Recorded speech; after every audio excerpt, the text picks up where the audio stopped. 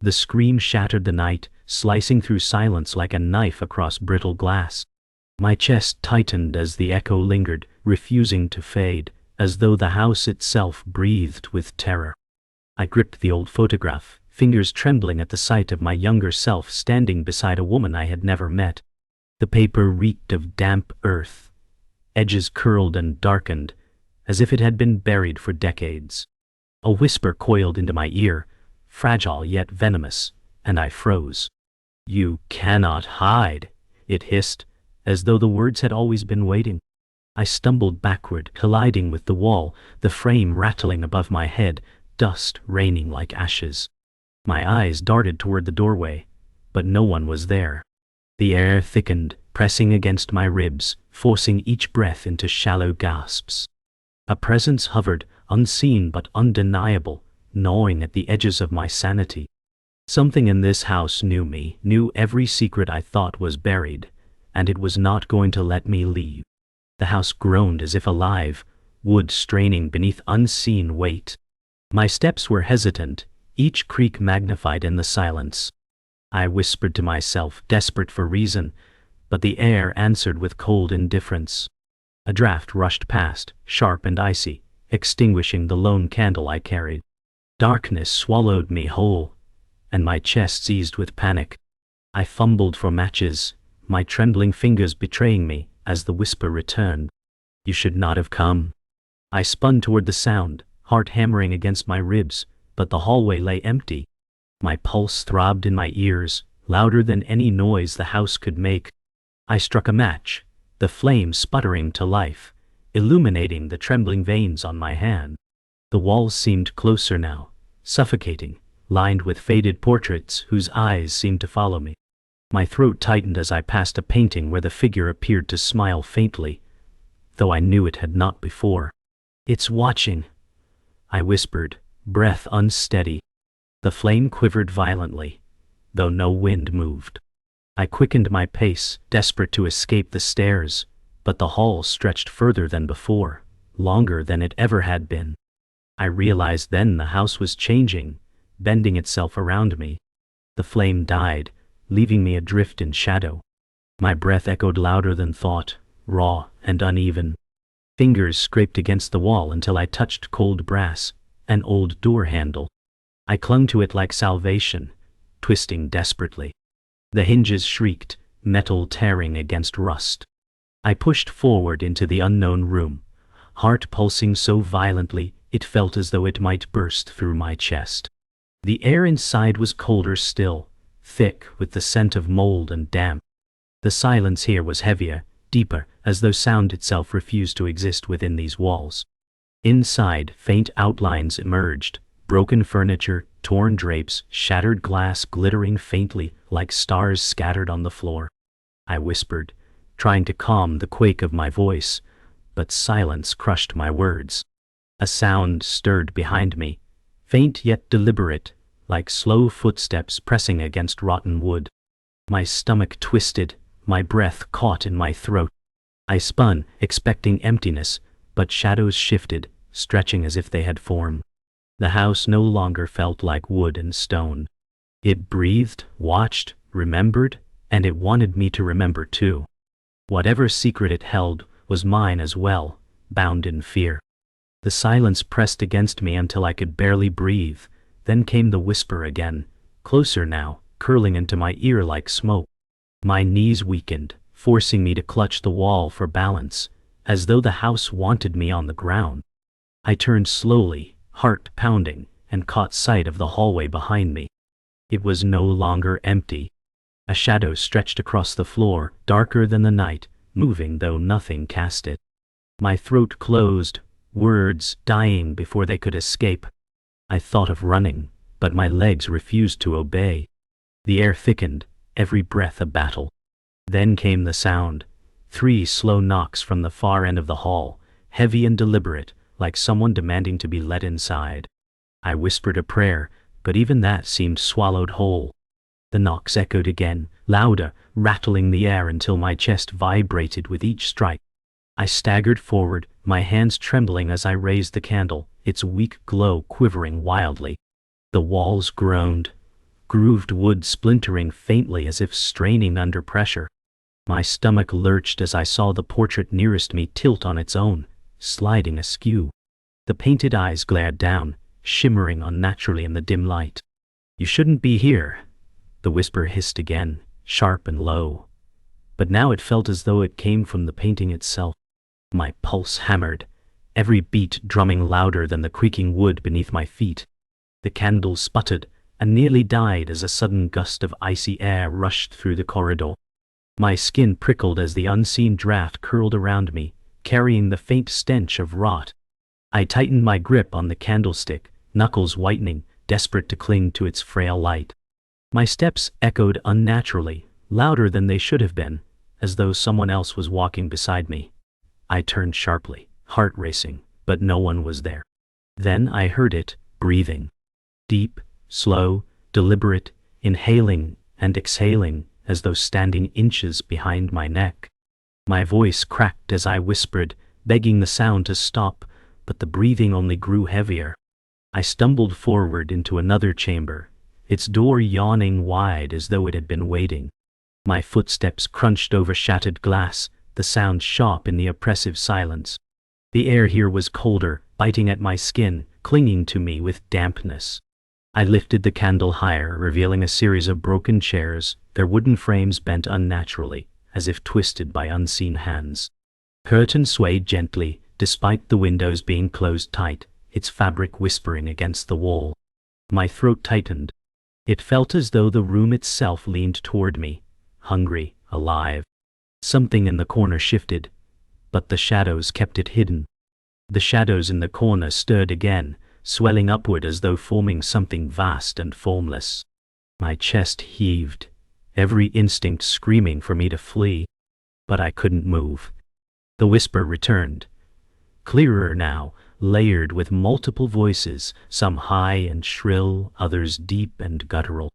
"We know you," it said, the words echoing as though spoken by 100 mouths. My heart pounded painfully, vision narrowing, black creeping in from the edges. The candle flame bent sharply toward the shadow, sucked in by an unseen pull. The glass beneath my feet cracked, echoing like bones breaking. Then silence fell, sudden and absolute, as if the house itself was holding its breath. I pressed my back against the wall, desperate for escape, when the faint creak of a floorboard sounded behind me. My body stiffened, every nerve screaming that I was no longer alone. Slowly I turned, expecting shadows, but instead a figure stood at the far end of the corridor. Cloaked in dark fabric, face obscured, posture rigid and silent. My breath caught, throat dry, as though words could never pass again. The figure did not move, yet its presence filled the space like a crushing weight. For a moment, I thought my heart would stop. Then a voice, low and steady, broke the silence. "If you wish to live, you must listen." The words pierced deeper than any scream, carrying the certainty of someone who had seen what awaited me. My knees nearly gave way, but I forced my voice through the weight crushing my chest. "Who are you?" I whispered, the words breaking with fear. The stranger tilted his head slightly, the movement deliberate, unnervingly slow. "Not your enemy," he said, though his tone carried no comfort, only an eerie finality. The candlelight flickered against his coat, revealing scars on his hands as he raised one finger to his lips, commanding silence. My body trembled, torn between fleeing and listening. His gaze pierced through the shadows, though his eyes remained hidden. Every instinct screamed to distrust him, yet something deeper whispered that he carried truths I needed. The stranger's steps echoed hollowly as he approached, each movement deliberate, measured, as though the floor itself bent beneath him. My candle wavered, flame trembling toward him, pulled by something unseen. His voice was hushed, urgent. "This house remembers. It feeds on memory, on secrets. Yours are not buried." My throat clenched, denial clawing at me, but the words rooted deep. His presence radiated a chill sharper than the air itself, as though he carried the weight of graves with him. I wanted to speak, to demand answers, yet fear sealed my lips. He stopped within reach, and for the first time I saw his eyes, dark, hollow, filled with unspoken sorrow. My chest heaved as silence stretched between us, broken only by the faint groan of the house. Finally, I forced words past my trembling lips. "What do you want from me?" The stranger's gaze did not waver. "Not from you," he said softly. "But what hunts you knows you too well." His voice trembled slightly, as though burdened by truth. My stomach twisted as realization crept over me. He wasn't warning me of danger to come. He was warning me of danger already here. The walls around us groaned louder, as if listening, reacting to every word. My skin prickled with dread. The air grew heavier, pressing on my chest like stone. The stranger leaned closer, his whisper sharp and unrelenting. "It feeds on guilt. It will strip you bare." My body trembled, the words scraping against every hidden fear.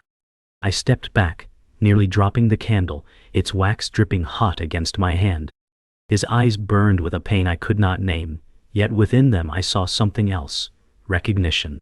"You've been marked before," I whispered, realization clawing at me. He closed his eyes, exhaling raggedly, as though the truth carried unbearable weight.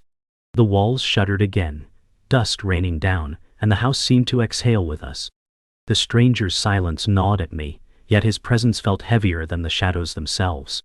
My voice shook as I demanded answers, but he turned his gaze toward a sealed door at the far end of the hall. The wood pulsed faintly, as though something inside drew breath. "Your past lies there," he murmured, voice raw with certainty. My stomach lurched, bile rising in my throat. I wanted to deny him, deny everything, but the house itself seemed to shiver at his words. The door handle gleamed faintly, untouched yet waiting. My hands clenched, sweat dripping, as the weight of truth bore down. My legs carried me forward, though every instinct screamed to turn back. The closer I came to the door, the heavier the air grew, pressing into my lungs like iron.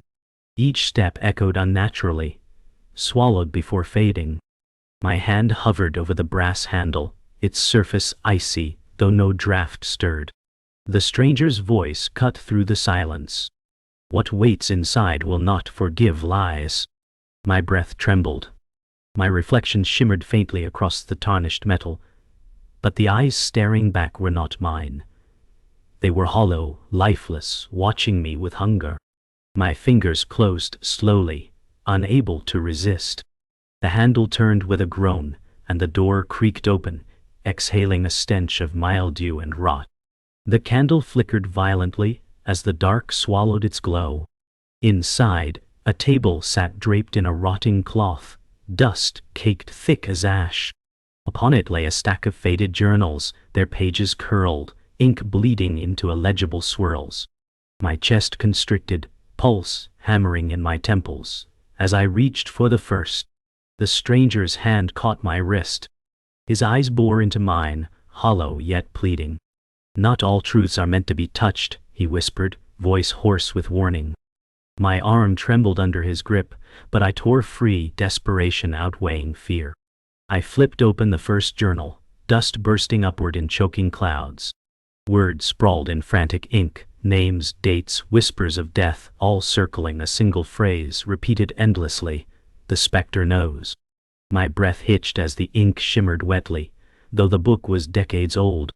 A whisper slithered from the pages, curling into my skull. "We are bound." My knees weakened, bile rising. These weren't just words. They were memories. My memories. Secrets I had never spoken aloud, written long before I was born. The whisper grew louder until it roared inside my skull, a chorus of voices screaming in perfect unison. My vision blurred, the candlelight bending and warping into streaks of blood red. The journal pages writhed beneath my hands, ink shifting into new words as though alive. "Your guilt belongs to me." My scream tore from my throat, ragged and desperate. The stranger seized my shoulders, shaking me violently. "Fight it, or it will take you whole." His eyes burned with sorrow, but also recognition, as though he had endured this torment before. My body convulsed, trapped between my breath and the specter's claim. My body shook as the journal slipped from my grasp, slamming shut with a hollow thud. The stranger's grip remained firm on my shoulders, but his gaze faltered, drifting toward the corners of the room. My breath rattled as shadows swelled, stretching upward into forms that flickered between human and monstrous. One voice broke through the storm of whispers, sharp and venomous. "You cannot bury what you are." My stomach twisted violently, the words tearing at every memory I thought forgotten. The stranger's voice thundered beside me, "Do not listen." But his eyes betrayed fear, as though he knew I already had. I forced my gaze back to the journal, heart hammering, only to see fresh words bleeding across its pages. They formed my name, each letter, jagged and violent, repeated again and again. Beneath it, a date scrawled in uneven ink, the night my mother had died. My lungs froze, vision spinning, as bile rose sharp in my throat. I staggered back, whispering denial, but the stranger's eyes darkened with recognition. "It chose you long before tonight," he said, his tone heavy with regret. My hands shook violently, fingers stained with ink that wasn't mine. My voice cracked as I shouted, "This isn't real." But even as the words left my lips, the house roared in response, shaking violently.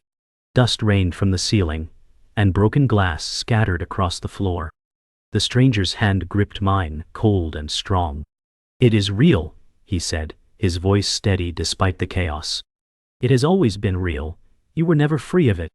His words split me open, tearing every fragile layer of denial I had clung to. I pressed my hands to my head, but the whispers clawed deeper, promising they would never stop. The ground cracked beneath me, revealing gaps in the wooden floorboards. Through them, I saw something that froze my blood. Faces, hundreds of them, trapped beneath the house. Their hollow eyes stared upward, mouths stretched in silent screams. My knees buckled, but the stranger dragged me back. "They were consumed," he said, his voice low. "And if you falter, you will join them." My vision blurred, bile burning my throat as the faces writhed, shifting like water under glass. I screamed, a raw sound tearing through the air, yet the house swallowed it whole, leaving only silence. The stranger shoved me against the wall, his eyes burning with desperate urgency. "It wants you broken. It wants you hollow. That is how it enters." His words thundered through the suffocating silence. My chest heaved, lungs aching, as realization struck like a blade. This was not just a haunting, it was a claiming. Every secret I buried, every guilt I carried, fed the thing that stalked me. My body trembled, my mind unraveling, as the truth settled heavy in my bones. The stranger's grip tightened. "You must fight, or it will devour everything you are." The walls convulsed as if alive, groaning under a force too vast to name. My body slammed against the plaster, breath ripped from my lungs. The stranger pulled me upright, his grip unyielding, eyes blazing with grim urgency. "It is here," he said, voice breaking with both fear and finality. The air thickened into a suffocating fog, pressing into my chest, forcing shallow gasps. Shadows erupted across the ceiling, twisting into jagged limbs clawing toward us. My pulse hammered so violently I thought my ribs might shatter.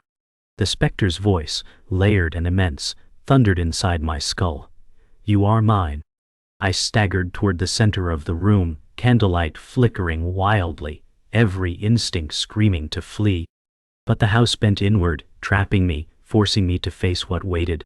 The specter formed before my eyes, its body a writhing mass of shadow, its face shifting between familiar figures, my mother, my father, myself. My scream caught in my throat as it leaned forward, whispering with 100 voices. "Your secrets built me. Your guilt feeds me." My knees buckled, candle nearly slipping from my hand. The stranger shouted, "Resist it." But resistance felt impossible. It already knew me. The specter's form surged outward, stretching like smoke caught in a storm, its whispers burrowing deep into my chest. My skin crawled, every nerve ablaze, as guilt I had buried clawed its way back. My failures, my regrets, my shame, it forced them into the open, feeding on every flicker of pain. I pressed my palms to my ears, screaming, but the voices only grew louder. The stranger lunged between us, raising a rusted blade I hadn't seen him carry, his face twisted with rage and sorrow. "It will take you if you let it," he roared, swinging the blade through the shadow's chest. The blade tore through smoke, but the specter only recoiled, reforming larger, hungrier, darker. Its laughter roared, rattling the chamber, shaking my bones. It swelled, swallowing light, until only faint red glow remained. My body convulsed as the voices surged again. "You are nothing. You are mine." The stranger fell to his knees, blade clattering away, his strength drained. My heart hammered as I realized the truth. It wasn't his battle. It was mine. The specter stretched toward me, its face flickering into my own, whispering the words I feared most. "You deserve this." I pressed my back to the wall, chest heaving, lungs burning with terror. The specter towered, its whispers drilling into my skull, stripping me bare. My eyes blurred with tears, yet through them I saw a faint flicker of light, the candle, stubborn, unextinguished, glowing at my feet. My body moved before thought, fingers seizing the flame. The heat seared my skin, pain jolting me awake. "You cannot take me," I whispered, voice breaking but resolute. I thrust the flame toward the shadow. The specter recoiled, its roar shaking every beam of the house, but it did not vanish. Not yet. The specter roared again, and the house bent under its fury. Plaster cracked in jagged lines across the ceiling, dust and splinters cascading down in choking clouds. My body trembled so violently that the candle shook in my hand, the fragile flame nearly extinguished. I clung to it with all my strength, knowing it was the last fragile tether to sanity. The stranger's rasp cut through the chaos, his voice raw but steady. "It does not want the flame, it fears you. It is your guilt, your memory, your pain. That is its hunger." His words slammed into me, piercing deeper than fear, anchoring me to something beyond terror. I raised my chin, though tears blurred my sight, and took a step forward. The specter's jagged limbs thrashed, filling the space with venomous whispers. "You cannot run. You cannot deny. You cannot survive." My chest rose sharply, lungs aching, as I answered without thinking. "Then I will burn with truth before I ever bow to you." The floor groaned, splitting apart beneath me, revealing the writhing pit of faces once more. Their hollow mouths moved in silent cries, eyes fixed upward in agony. But where before they filled me with dread, now they became mirrors of my resolve. They were victims, swallowed by silence, consumed by secrets. And I, perhaps for the first time, refused to stay silent. I raised the candle higher, the flame flaring as if it shared my rage. The specter shrieked, its formless body thrashing, pulling away from the glow. My jaw tightened as I screamed, words ripped from the deepest places of shame.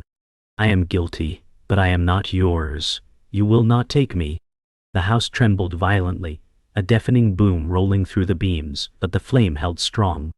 The specter lunged again, its chest swirling with a vortex of faces, mouths screaming in every pitch. My ears rang, my body nearly collapsing under the weight of its voice. But I steadied the candle, flame flaring brighter with each breath I forced through my lungs. I screamed into the roar, confessions I had buried for years, failures, betrayals, regrets that gnawed at me. The words cut me raw, but each one weakened the monster. Its form spasmed, jagged limbs shrinking, its faces contorting in agony. The house rattled in rhythm with my confessions, each truth tearing new cracks through the walls. My throat burned until my voice broke, but I would not stop. For the first time, I saw fear in the shifting eyes of the specter. I stumbled forward, pressing the flame directly into the specter's writhing chest. Its roar shook every bone in my body, my skin blistering as the heat seared my hand. But I did not pull away. Shadows whipped violently, tearing across the chamber like storms, shattering windows, bending beams, splintering doors. My teeth clenched until my jaw ached, eyes burning as tears streamed down my face. The specter writhed, its faces screaming, collapsing inward on themselves. The house convulsed as if alive, every surface buckling, beams groaning like they would snap. My body screamed in pain, but my spirit burned brighter. At last, the specter screamed my name one final time. Then its body unraveled into black smoke, bleeding into the floorboards like spilled ink. Silence fell with crushing weight. I collapsed to my knees, chest heaving, lungs tearing against the silence. The candle flickered weakly, nearly extinguished, but its flame remained alive, fragile and stubborn. The stranger staggered to his feet, his gaunt frame barely holding together, eyes softer than I had ever seen. His voice was hoarse, carved with sorrow. "It is never gone, but you have forced it to sleep." His words offered neither comfort nor warning, only truth. My lips quivered as I nodded, unable to answer. Then my gaze caught the journal lying near the shattered table. Its pages turned on their own, each flutter heavy in the silence. They stopped on fresh words bleeding across the paper in jagged strokes. "It will wake again. And it will not wake alone." My blood turned to ice and my breath froze. The house fell silent once more, but the silence did not feel like peace. It felt like waiting.